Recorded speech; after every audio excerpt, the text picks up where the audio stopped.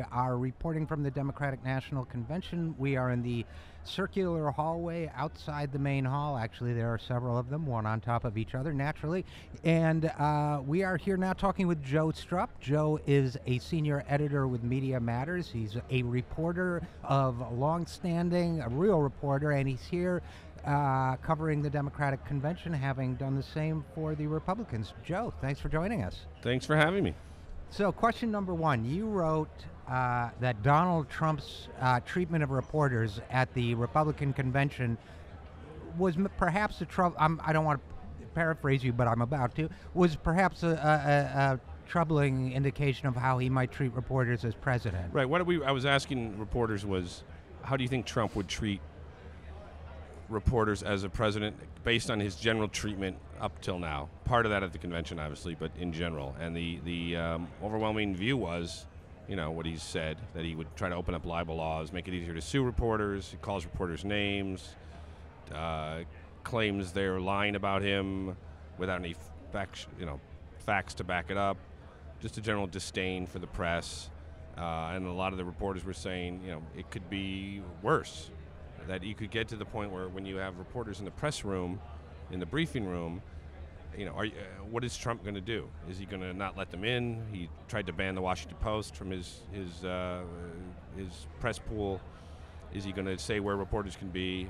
The White House Correspondents Association basically handles that. Would he come in and say, look, you can't have them, reporter A, reporter B in the briefing room? That wouldn't hold up.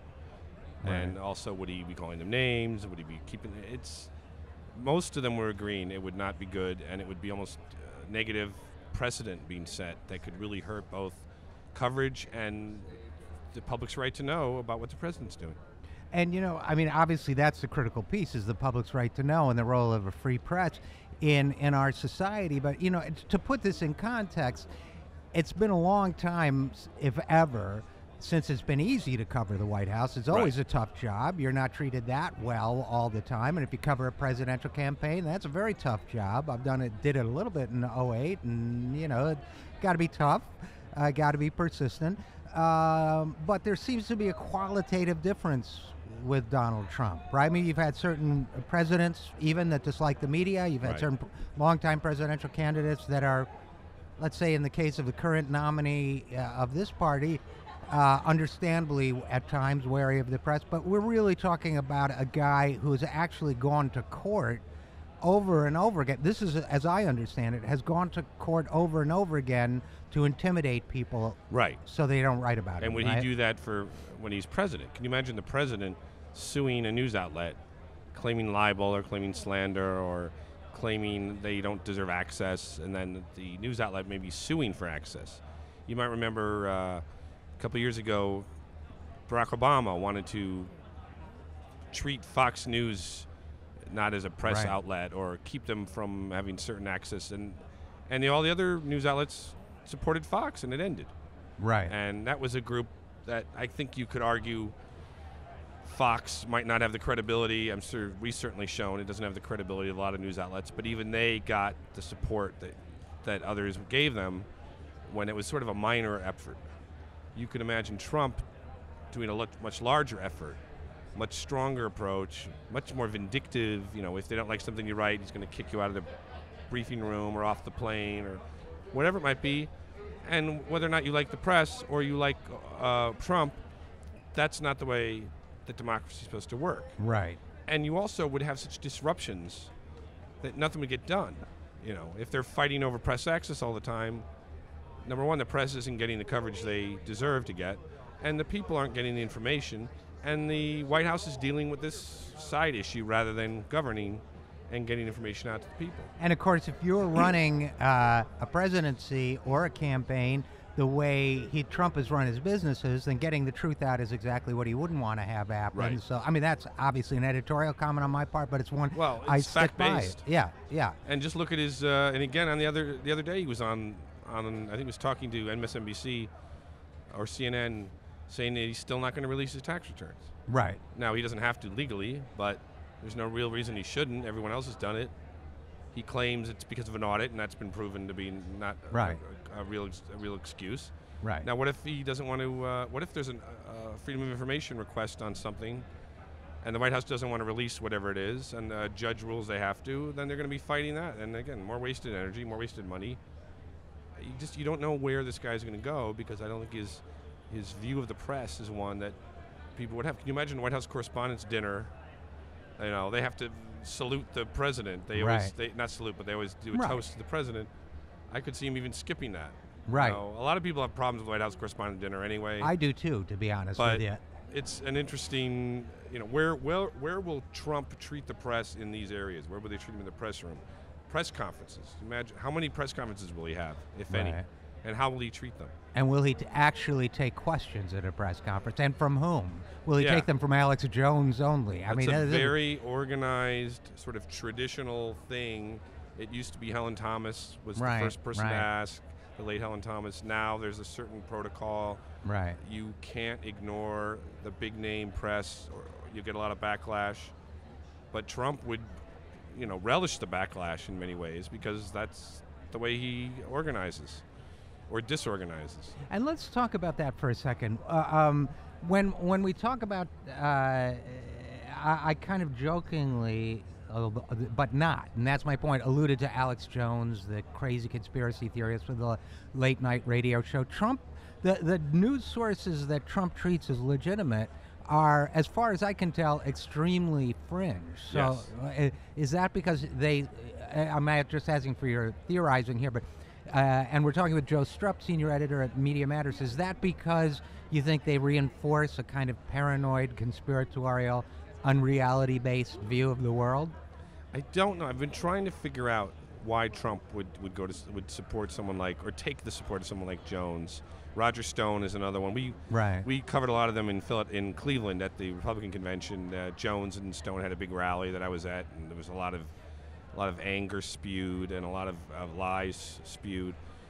Stone is an author who's written a lot of books that we've just, you know, discredited almost everything in them about the Clintons, and he supports Trump, and he has his own negative background.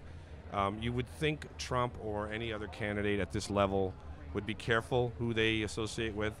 He doesn't. He has connections to all these people, and he doesn't seem to care, and his supporters don't seem to care. But the press has to care, because you have to look at the accuracy involved, the fact-checking, and look at the fact that, you know, we've written about how Trump lies 70% of the time, according to PolitiFact, according to Fact Check, the Washington Post site, whereas all the other candidates, I think the most any of them are lying is 25 or 30%. And if anything, I would say that those sites take extra effort, so much effort not to be balanced, that sometimes I may feel they lean too far in the other direction. So if anything, I would assume they're giving Trump every benefit of the doubt they can to come up with that 70%. And there are some things that he is found to be half-truth or true. Right. But a lot of it is the way he goes off the cuff. Right. Now, a press conference with him could be really interesting because he goes off the cuff. And it's been interesting up until now. Right. But when you're a president, you're dealing with matters of state, you're dealing with national security. You know, any little comment on something, depending on who you offend, whether he's talking about China as he has in the past, Iraq, even our allies. Yeah, don't forget NATO. And he's not going to support a NATO country that doesn't pay up. I mean, when you're president, that has a whole new meaning. And when you're also accusing people of things, what turn out to be lies, it all takes it's all a higher level of impact.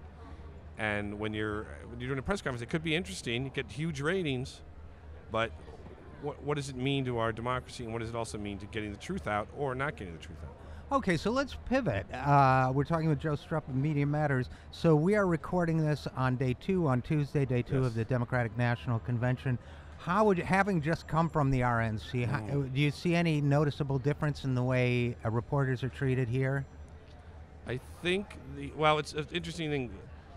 The RNC had maybe a little better access because of where it was. Mm-hmm. The Quicken Loans Arena was right downtown, near a lot of things. You didn't have to travel a lot. We're here at the Wells Fargo Center, which is south end of Cleveland. It's a little bit more of a travel. But in terms of, you're getting, I think, most of the same access. It's a lot hotter here. Yes. So when you're outside, but that doesn't affect access. I think it's a little smoother in a lot of ways because was so much contention in Cleveland. Ted Cruz speaking and getting booed, and Trump's general demeanor, and there's just more of a negative tone there, and spewing kind of hate and fear and all the usual right-wing approaches.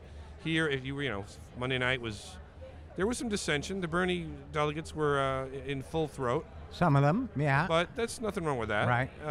And Michelle Obama had a great reception. Right. Cory Booker, I'm from New Jersey, so I'm partial to New Jersey. He had a great speech, I think. And then Bernie Sanders really took hold of his people and said, you know what, I want you to vote for me. He didn't sort of say, give all your delegates to... Yeah. But then he said, I'm supporting Hillary, here's why you should. And he also made a point of saying, when we were putting together the platform, we came together on a lot of things. And, what we want is being done to a degree. And here's why Hillary must, I remember that was the quote, he must be elected president. So he could have taken it a lot more in a divisive tone, but he didn't. Right. And I think that made a difference. And even all the other speeches were more hopeful. Right. I also thought, my impression was that Bernie's the reception Bernie got last night, aside from the small number of people who were protesting or whatever, I'm thinking of all the delegates, the Hillary delegates as well as the Bernie delegates, that it was a very warm reception that he got. That was my perception. For Bernie? For Bernie. Oh, yeah. Yeah.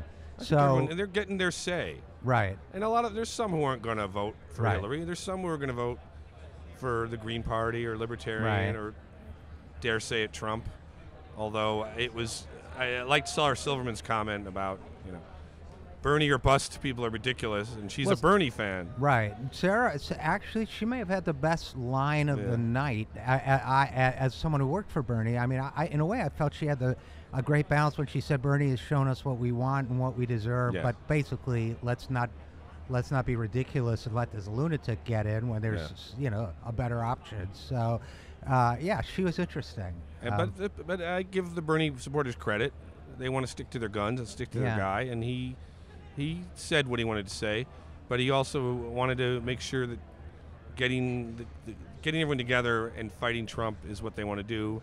How much that will play out in the electorate, I don't know, but I think it definitely is more of a positive road than they could have gone on, and definitely more than what happened in Cleveland, because there was just so much hateful rhetoric there. It left a bad taste in my mouth. No matter who you like, right? Because I'm a reporter first.